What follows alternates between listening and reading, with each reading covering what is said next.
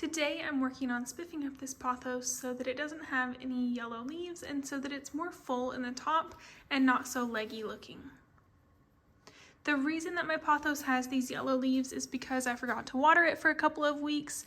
Normally I give it probably about half of a cup of water every week, but like I said, I got behind, so it has gotten pretty leggy, and I want to make sure that I can clean up some of these yucky leaves and then also kind of fill in more at the base.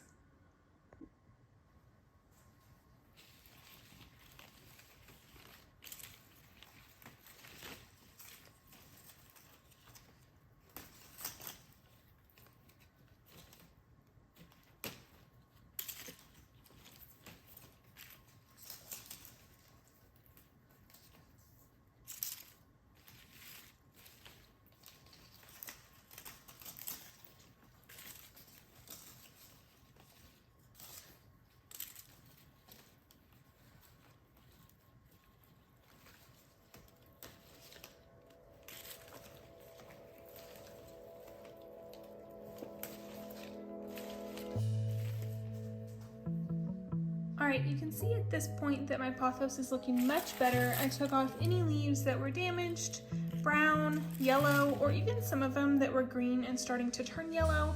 I know that eventually these leaves will die off, and you can see that the stems are yellow too, so I wanted to go ahead and remove these. I don't need my plant putting energy into leaves that aren't going to last. Next up, I'm going to just choose some of my longer tendrils and weave them around at the top of my pot. Pothos are one that likes to root based on cuttings, and also you can root it in water. You could also stick it in soil. So if you can see in my hand here, this little bump is called the node, and this is where new leaves and new roots will grow from. So if this node is underwater or if it is in soil, it will go ahead and start growing roots and attach to the soil from there. So when I'm able to wrap my pothos leaves and stems up onto my soil, I'm giving my plant more opportunities to root those node spots so that I have more roots going on and so that my plant looks fuller at the top.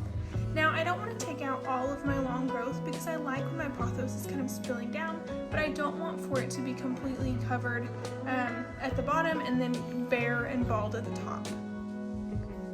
You can see that the top of my soil looks pretty dry, so once I'm finished here, I'll go ahead and water this nicely too.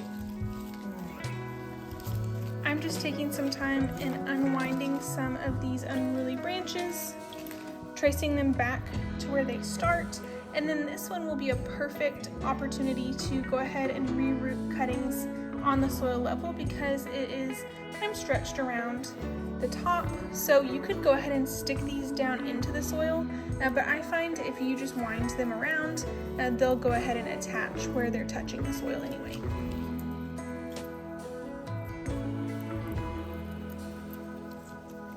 And to get your pothos to stay, you might want to kind of intertwine the branches or the stems within themselves so that they can kind of hold on to each other. So you can already see that with one stem, my plant is looking more full at the top and it's not so bare. So I'll go ahead and just continue finding stems, whether they're short or long, and training them to go back into the base of the plant.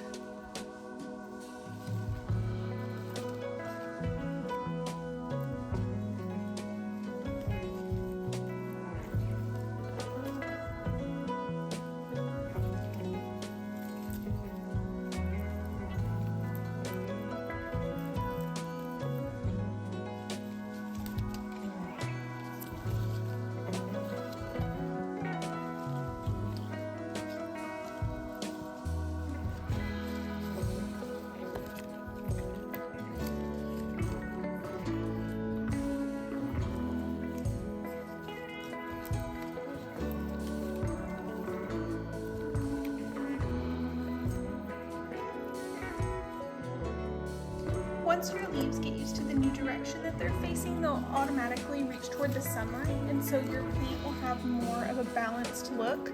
Right now my leaves are kind of used to how they used to be growing, so some of them are pointing down, some of them are kind of leaning to the side, but they will straighten up and point toward the sunlight once they're used to their new arrangement.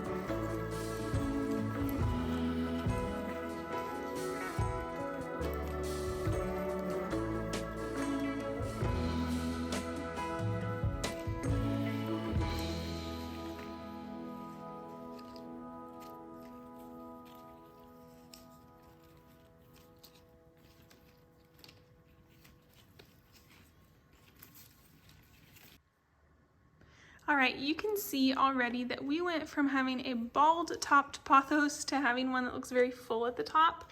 And what I like to do is just look around, and if there's leaves that are kind of bent underneath or kind of pushed out of the way because of these new stems that I've moved, I like to go ahead and pull them out.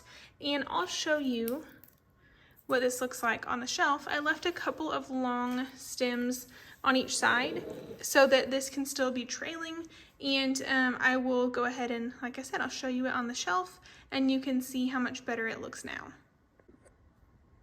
All right, you can see that I left a few of the tendrils long so that they can wrap around this lamp that I have, and also down the edge of my shelf so that they hide this cord that is attached to the lamp. And you can see how much more full this plant looks already. Again, I didn't want to take away all of the long growth, but I wanted for my plant to look more full and less bald on top, and I think we really achieved that. Within the next couple of days, the leaves will find their new positions and notice where the sunlight is and turn that direction so that this plant will look even more full and balanced. If you have a pothos that's struggling, I would encourage you, give it a little extra water if you forgot like me, take off any leaves that are damaged, brown, or yellowed, and then go ahead and give it a haircut or wrap some of the stems back onto the base of your plant so that it looks more full and it gets a new life.